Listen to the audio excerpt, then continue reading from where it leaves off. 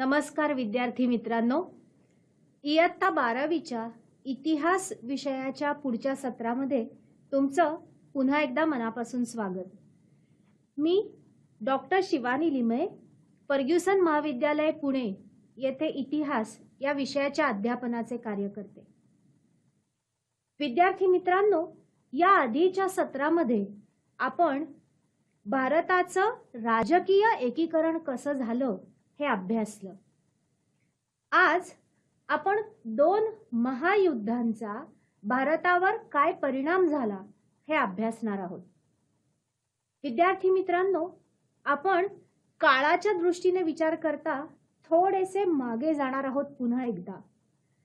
पहिलं महायुद्ध जे 1914 ते 1918 या कालावधीत लढलं गेलं, तर दुसरं महायुद्ध जे 1945 मध्ये संपलं। म्हणजे तुमच्या लक्षात येईल की ज्या वेळेला दोन्हीही जागतिक महायुद्धे झाली त्यावेळेला भारत पारतंत्र्यात होता। या महायुद्धांचा भारतावर काय परिणाम झाला हे आपण समजावून घेण्याचा प्रयत्न करूया। 20व्या शतकात दोन जागतिक महायुद्धे झाली। ही महायुद्धे 20व्या शतकाच्या सुरुवातीच्या काळातील सर्वात महत्त्वाच्या घटना। सगळे जग बदलले, अर्थातच त्याचा भारतावरही परिणाम झाला। या महायुद्धांचा भारतावर काय परिणाम झाला याची माहिती आपण समजून घेऊ। सर्वप्रथम आपण पहिल्या महायुद्धाची विविध कारणे ही समजून घेऊ। 1914 मध्ये पहिले जागतिक महायुद्ध सुरू झाले। साम्राज्य वाढवू शकणाऱ्या आणि इच्छिणाऱ्या युरोपीय राष्ट्रांमधील स्पर्धा हे या युद्धाचे प्रमुख कारण जरी असले तरी इतर अनेक कारणे ही पहिल्या महायुद्धाच्या मागे होती। त्यातील पहिले कारण म्हणजे औद्योगिक क्रांती। 18व्या शतकात इंग्लंडमध्ये एका महान क्रांतीची सुरुवात झाली। बाष्पशक्ती सारख्या मानवी शक्ती व्यतिरिक्त अन्य शक्ती साधनांच्या सहाय्याने प्रगत यंत्रांवर वस्तूंचे उत्पादन सुरू झाले। मानवी शक्ती व्यतिरिक्त अन्य प्रभावी शक्ती साधने आणि प्रगत यंत्रसामग्री या दोन घटकांमुळे वस्तूंचे उत्पादन मोठ्या प्रमाणावर व झपाट्याने होऊ लागले। हीच औद्योगिक क्रांती। या क्रांतीमुळे दोन गरजा निर्माण झाल्या: कच्च्या मालाचा वाढता पुरवठा आणि पक्क्या मालासाठी विस्तारित बाजारपेठ। या गरजांची पूर्तता देशातल्या देशात होण्यासारखी नव्हती। त्यामुळे इंग्लंडने आणि त्या पाठोपाठ औद्योगिक क्रांती घडून आलेल्या युरोपातल्या इतर राष्ट्रांनी नैसर्गिक साधन सामग्रीने संपन्न पण निद्रित आणि असंघटित समाज जीवन जगणाऱ्या देशांना वेठीला धरले आणि आपले गुलाम बनवले। औद्योगिक क्रांतीचा विस्तार जसा जसा वाढत गेला तशी तशी साम्राज्य मिळवण्यासाठी फार मोठी स्पर्धा सुरू झाली। याला साम्राज्यवाद असे म्हणतात।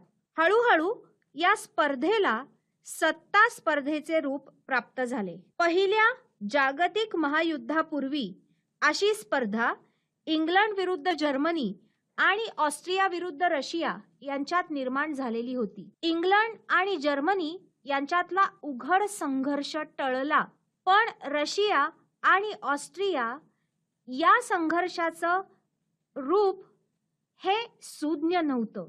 1914 मध्ये सर्बिया हे बाल्कन राष्ट्र आणि ऑस्ट्रिया यांच्यात संघर्षाची ठिणगी पडताच रशियाने सर्बियाची बाजू घेतली आणि पहिल्या महायुद्धाची सुरुवात झाली। पहिल्या महायुद्धाचे सगळ्यात महत्त्वाचे कारण म्हणजे गटबाजीचे राजकारण आणि गुप्त राजनीती। जर्मन राज्यांचे एकीकरण होऊन बलाढ्य जर्मन राष्ट्र उदयाला आले तेव्हा त्याची सूत्रे बिस्मार्क या कुशल मुत्सद्याकडे होती। नव्या जर्मनीचे युरोपच्या राजकारणातले महत्त्व टिकवून ठेवणे हे बिस्मार्कच्या परराष्ट्रीय धोरणाचे मुख्य सूत्र होते आणि यात जर्मनीला धोका वाटला तो फ्रान्स या तुल्यबळ सत्तेचा। कारण जर्मनीच्या एकीकरणाची परिपूर्ती जर्मन फ्रान्स युद्धाने झालेली होती। त्यात फ्रान्सचा पराभव होऊन फ्रान्सचे अल्सेस आणि लॉरेन हे 2 प्रांत जर्मनीच्या ताब्यात गेलेले होते. या नुकसानीचा आणि अपमानाचा बदला घेण्याचा प्रयत्न फ्रान्स करेल असे बिस्मार्कला सतत वाटे. यासाठी फ्रान्सला एकाकी पाडण्याचे राजकारण बिस्मार्कने केले. गुप्त करार करून त्याने Russia, Austria, Russia, England, Austria, Italy यासारख्या परस्पर शत्रूंनाही जर्मनीच्या गोटात ओढून घेतले. ही तारेवरची कसरत करण्याचे कौशल्य बिस्मार्ककडे होते, पण त्याच्यानंतर जर्मनीची सूत्र हाती घेतलेला सम्राट विल्यम दुसरा याला ही कसरत जमली नाही आणि त्यातून गटबाजीचे राजकारण सुरू झाले आणि या स्थानिक संघर्षाचे रूपांतर जागतिक युद्धात झाले. आपले परराष्ट्र धोरण जे अतिशय आक्रमक होते ते राबवण्यासाठी आणि त्याला होणाऱ्या विरोधाचा मुकाबला करण्यासाठी शस्त्रसज्ज होणे हे युद्धखोर राष्ट्रांना आवश्यक वाटले. जर्मनीने दुसरा विल्यम याच्या कारकिर्दीत इंग्लंडच्या नाविक सामर्थ्याशी स्पर्धा करण्याचा प्रयत्न केला. प्रत्येकच राष्ट्र आपल्याकडची शस्त्रास्त्र वाढवत राहिले. त्यातून शस्त्रास्त्र स्पर्धा उदयाला आली.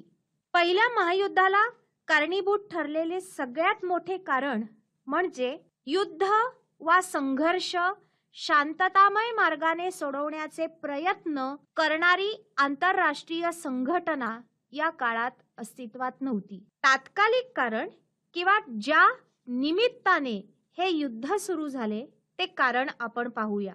पहिल्या महायुद्धापूर्वी एकीकडे England, France, Russia, Japan, Italy, America तर दुसरीकडे जर्मनी, ऑस्ट्रिया, तुर्कस्तान असे परस्पर विरोधी गट निर्माण झाले होते.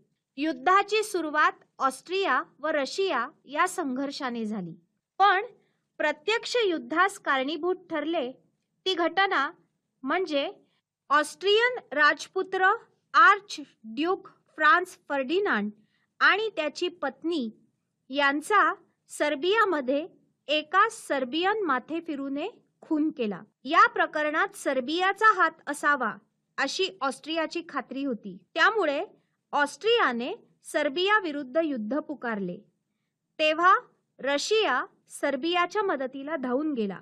या 2 लढाऊ राष्ट्रांची बाजू युरोपातल्या अनेक बड्या राष्ट्रांनी घेतली. ऑस्ट्रिया, हंगेरी यांनी सर्बिया विरुद्ध दडपशाही आरंभली. जर्मनीने ऑस्ट्रियाची बाजू घेतली. बेल्जियम हा देश तटस्थ होता, तरीही जर्मनीने बेल्जियमवर हल्ला करून तो देश आपल्या वर्चस्वाखाली आणला. इंग्लंडने बेल्जियमला पाठिंबा दिला. इंग्लंडने जर्मनी विरुद्ध युद्ध पुकारले. जर्मनी, ऑस्ट्रिया, तुर्कस्तान, बल्गेरिया ही अक्ष राष्ट्रे एका बाजूस आणि इंग्लंड, फ्रान्स, रशिया ही दोस्त राष्ट्रे दुसऱ्या बाजूस असे 2 गट पडले.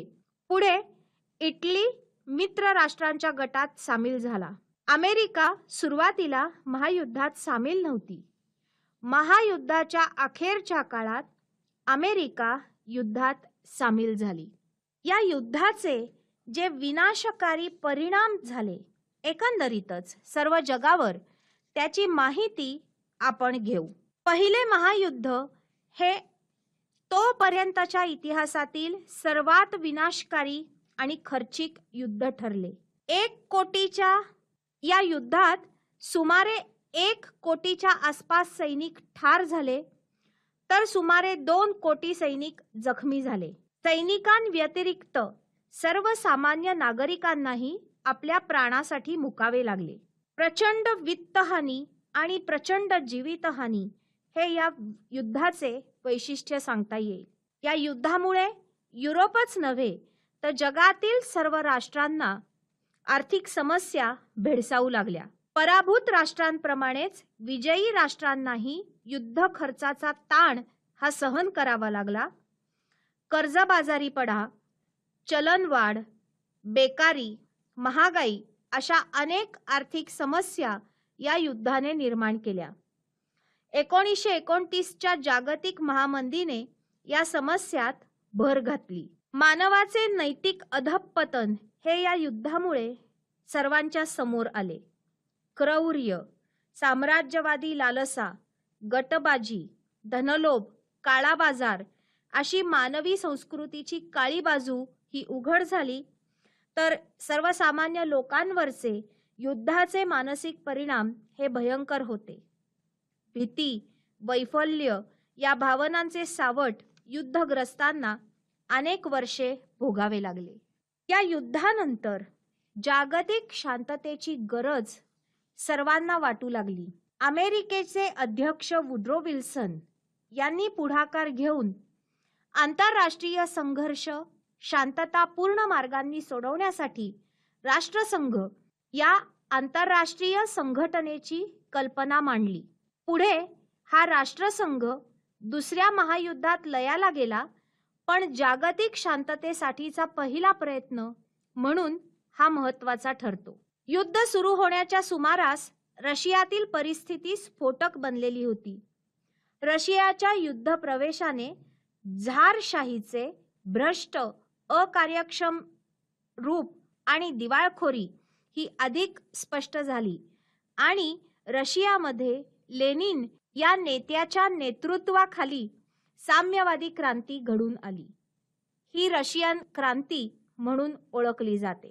युरोपातील रशिया, जर्मनी, ऑस्ट्रिया येथे राज्यसत्ता नष्ट होऊन लोकशाहीचा विजय झाला. अमेरिकेचे अध्यक्ष वुड्रो विल्सन यांच्या स्वयंनिर्णयाच्या तत्वानुसार जर्मनी, ऑस्ट्रिया, तुर्कस्थान या पराभूत राष्ट्रांची साम्राज्ये नष्ट करण्यात आली, पण स्वयंनिर्णयाचे तत्व विजयी राष्ट्रांच्या साम्राज्यांना लागू झाले नाही. या उलट विश्वस्त योजनेखाली तुर्कस्तानचे आफ्रिकेतील आणि आशियातील साम्राज्य आणि जर्मनीच्या आफ्रिकेतील वसाहती या विजयी राष्ट्रांनी आपल्याकडे घेतल्या. नव्या देशांचा जन्म Hungary, Poland, Yugoslavia, Czechoslovakia, Romania असे अनेक नवे देश या युद्धामुळे जन्माला आले आणि युरोपच्या नकाशात मोठा बदल घडून आला. या युद्धाने सत्ता समतोलात मोठा बदल घडवून आणला. इंग्लंड आणि रशिया या युरोपातल्या बड्या सत्ता होत्या. पहिल्या महायुद्धानंतर मात्र या सत्ता समतोलात मोठा बदल झाला. युद्धाची झळ युरोपातल्या सर्वच राष्ट्रांना लाभली. जीवित आणि वित्तहानीमुळे सगळ्यांचेच सामर्थ्य खच्ची झाले. रशियात क्रांती घडून आल्यानंतर रशियाने युद्धातून माघार घेतली. हारलेल्या राष्ट्रांचे आर्थिक आणि राजकीय स्थान खालावले, तर इंग्लंडने जर्मनीला पूर्णपणे खच्ची करू दिले नाही, कारण भविष्यात जर्मनीचा वापर करून आपण फ्रान्सला शह देऊ शकू असे इंग्लंडला वाटत होते. या काळात अमेरिका हा एक नेता किंवा जागतिक नेतृत्व असलेला देश म्हणून उदयाला आला. अमेरिकेच्या भूमीवर युद्ध कधीही झाले नाही आणि अमेरिकेच्या उद्योगधंद्यांना आणि व्यापारांना या काळात खूप मोठी चालना मिळाली. जपानमध्येही साम्राज्यवाद वाढीला लागला. या काळात स्त्रियांच्या परिस्थितीत मोठा बदल घडून आला. दीर्घकाळ चालणाऱ्या युद्धात बहुसंख्य पुरुष गुंतल्यामुळे आता घर चालवण्यासाठी स्त्रियांना नोकऱ्या मिळवण्यासाठी घराबाहेर पडावे लागले. त्यामुळे स्त्रियांचे कार्यक्षेत्र विस्तारले. आर्थिक स्वातंत्र्य मिळाल्यामुळे त्यांचे समाजातले स्थान उंचावले. युद्ध कधीही शांतता आणत नाही. हीच गोष्ट पुन्हा एकदा सिद्ध झाली. ती म्हणजे पहिल्या महायुद्धाचा सगळ्यात मोठा परिणाम म्हणजे दुसरे महायुद्ध. हारलेल्या राष्ट्रांची आकांक्षा युद्धाने आणि त्यानंतर झालेल्या अपमानकारक तहाने डिवचली गेली. विजयी राष्ट्र असूनही इटलीला अपेक्षित नुकसान भरपाई आणि नफ्यातला वाटा न मिळाल्यामुळे इटलीत असंतोष वाढला. तर पहिल्या महायुद्धात मिळालेल्या संधीने आणि विजयाने जपानची साम्राज्यवादी महत्वाकांक्षा वाढीला लागली. यातूनच पुढे दुसऱ्या महायुद्धाची ठिणगी पडलेली दिसते. आपण दुसऱ्या महायुद्धाची कारणे थोडक्यात अभ्यासू. पहिल्या महायुद्धानंतर हारलेल्या राष्ट्रांशी केले गेलेले तह विशेषतः वर्सायचा तह हा दुसऱ्या महायुद्धाचं सगळ्यात मोठं कारण ठरला. पहिल्या महायुद्धात इंग्लंड, फ्रान्स, अमेरिका, रशिया या दोस्त राष्ट्रांनी जर्मनी, ऑस्ट्रिया, तुर्कस्थान, रुमानिया या मध्यवर्ती सत्तेचा पराभव केला. युद्धानंतर शांतता प्रस्थापित करण्यासाठी पॅरिस येथे दोस्त राष्ट्रांचे प्रतिनिधी जमले आणि हरलेल्या राष्ट्रांशी त्यांनी तह केले. तुर्कस्तानशी केलेला तह हा सेंट जर्मेनचा तह म्हणून ओळखला जातो. वर्सायचा तह जो जर्मनीशी केला गेला तो अत्यंत अपमानास्पद होता. या तहाने जर्मनीला युद्ध गुन्हेगार म्हणून जाहीर केले गेले आणि जर्मनीवर लादली गेलेली नुकसान भरपाई पूर्णपणे फिटणे शक्य नव्हते. जर्मनीचे निर्लष्करीकरणही केले गेले. एका अर्थाने जर्मनीच्या राष्ट्रीयत्वाच्या भावनेला दडपण्यात आले. पहिल्या महायुद्धानंतर जगातील सर्वच देशात आर्थिक समस्या तीव्र स्वरूपात निर्माण झाल्या. या आर्थिक समस्यांना तोंड देण्यासाठी प्रत्येक देशाने जकात करात वाढ केली. आपल्या देशात निर्माण होणारा पक्का माल खपवण्यासाठी औद्योगिकदृष्ट्या पुढारलेल्या देशांनी अविकसित देशांवर प्रभुत्व स्थापन करण्याचे प्रयत्न सुरू केले. सुरुवातीच्या काळात हे धोरण उपयोगीही ठरले, पण 1929 मध्ये संपूर्ण जगात मंदी निर्माण झाली. या मंदीच्या काळात प्रत्येक देशाच्या आर्थिक समस्या या अधिक तीव्र बनल्या. तशात ज्या देशांना कच्चा माल बाहेरून आयात करावा लागे त्या देशांना ही झळ मोठ्या प्रमाणात बसली. पहिल्या महायुद्धामागे आक्रमक राष्ट्रवाद हे जसे कारण होते, तसेच दुसऱ्या महायुद्धामागेही आक्रमक राष्ट्रवाद हे महत्त्वाचे कारण होते. जर्मनी, ऑस्ट्रिया, इटली या राष्ट्रांच्या हितसंबंधांकडे फ्रान्स, इंग्लंड यांनी दुर्लक्ष केले. यातून जर्मनी आणि इटली येथे राष्ट्राबद्दलची भावना तीव्र झाली. आक्रमक राष्ट्रवादाची निर्मिती या दोन देशांमध्ये झालेली दिसते. सर्वात महत्त्वाचे कारण म्हणजे राष्ट्रसंघाचे अपयश. पहिल्या महायुद्धानंतर युद्ध टाळून जगातील समस्या व राष्ट्रातील मतभेद शांततेने मिटवण्यासाठी राष्ट्रसंघ म्हणजे लीग ऑफ नेशन्सची स्थापना करण्यात आली होती. परंतु राष्ट्रसंघ बड्या राष्ट्रांनी आपल्या फायद्यासाठी राबवला. ज्या अमेरिकेने ही संकल्पना मांडली ती अमेरिका राष्ट्रसंघाचा सदस्य नव्हती. पराभूत राष्ट्रांना आणि साम्यवादी रशियाला सुरुवातीला राष्ट्रसंघात प्रवेश नाकारला गेला. यातून राष्ट्रसंघावर फ्रान्स आणि इंग्लंड यांची मक्तेदारी राहिली. जर्मनी, ऑस्ट्रिया, इटली या देशांना राष्ट्रसंघाविषयी विश्वास निर्माण झालेला नाही. हळूहळू इटली, जर्मनी, जपान यासारख्या राष्ट्रांनी राष्ट्रसंघाचे सभासदत्व सोडून दिले आणि सर्वात महत्त्वाचे म्हणजे युद्धखोर राष्ट्रांना शांत करण्यासाठी आवश्यक असणारे लष्करी बळ राष्ट्रसंघाकडे नव्हते. शस्त्रास्त्र स्पर्धेमुळेच युद्धे होतात आणि सार्वत्रिक निशस्त्रीकरण करावे असे पॅरिस शांतता परिषदेत जरी ठरवण्यात आले तरी केवळ हरलेल्या राष्ट्रांचेच निशस्त्रीकरण केले गेले.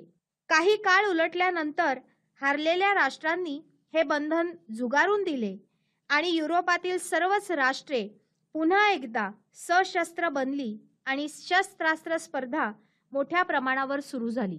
पहिल्या महायुद्धानंतर पराभूत राष्ट्रांमध्ये लोकशाही सरकारे स्थापन केली गेली होती, परंतु ही सरकारे फारशी प्रभावी ठरली नाहीत. पॅरिस शांतता परिषदेत केलेल्या अन्याय्य तहातून त्यांची निर्मिती झालेली असल्यामुळे स्थानिक जनतेला ती आपली वाटली नाहीत. युद्धोत्तर समस्या या लोकशाही सरकारांना सोडवता आल्या नाहीत. त्यामुळे इटली, जर्मनी, स्पेन, तुर्कस्तान, पोर्तुगाल अशा अनेक देशात लोकशाही सरकारांविरुद्ध जनमत निर्माण झाले. सत्तेवर आलेल्या हुकुमशहांना आणि त्यांच्या आक्रमक पवित्र्यांना जनतेचा पाठिंबा मिळाला. दुसऱ्या महायुद्धाचे तात्कालिक कारण ठरले ते म्हणजे ऑस्ट्रिया आणि चेकोस्लोवाकिया येथील जनतेच्या मागणीचे कारण पुढे करून हिटलरने ते दोन्ही देश जर्मनीत विलीन केले. जर्मनीच्या या हालचाली विरुद्ध इंग्लंड आणि फ्रान्स यांनी कोणतीही हालचाल केली नाही हे पाहून हिटलरने त्याच धर्तीवर पोलंड गिळंकृत करायचे ठरवले आणि हेच दुसऱ्या महायुद्धाचे तात्कालिक कारण ठरले. विद्यार्थी मित्रांनो, तुमच्या पाठ्यपुस्तकामध्ये आक्रमक राष्ट्रवादाविषयीची जी चौकट आहे ती आपण समजून घेण्याचा प्रयत्न करू. त्यात प्रथम फॅसिस्टवाद ही संकल्पना आहे. लोकशाही, उदारमतवाद, व्यक्ती स्वातंत्र्य, समता यांच्या विरुद्ध असलेली ही एक विचारसरणी आहे. फॅसिझम हा शब्द फॅसिस या मूळ लॅटिन शब्दापासून आलेला आहे. पहिल्या महायुद्धानंतर बेनिटो मुसोलिनी या इटलीतील नेत्याने 1922 साली जी चळवळ उभारली तिला त्याने फॅसिझम असे नाव दिले. लोकशाही संस्था आणि लोकशाही प्रक्रियांना विरोध, सर्वंकष राज्यवाद, साम्राज्यवाद, सत्तेचे केंद्रीकरण, आक्रमक राष्ट्रवाद, युद्ध आणि हिंसाचाराचे समर्थन अशी फॅसिझमची वैशिष्ट्ये सांगता येतील. नाझिझम किंवा नाझीवाद. फॅसिझमचे दुसरे रूप म्हणजे नाझीवाद. नाझीवादात वंश श्रेष्ठत्वास महत्त्व दिलेले होते. हिटलरने जर्मनीत ज्यू वंशीयांची याच भूमिकेतून हत्या केली. नाझीवाद हा फॅसिझमचा एक अतिरेकी आणि विकृत प्रकार मानावा लागेल. आता अगदी थोडक्यात दुसऱ्या महायुद्धाचे परिणाम समजून घेण्याचा प्रयत्न करू. पहिल्या महायुद्धाप्रमाणेच दुसऱ्या महायुद्धात फार मोठ्या प्रमाणावर मनुष्यहानी आणि वित्तहानी झाली.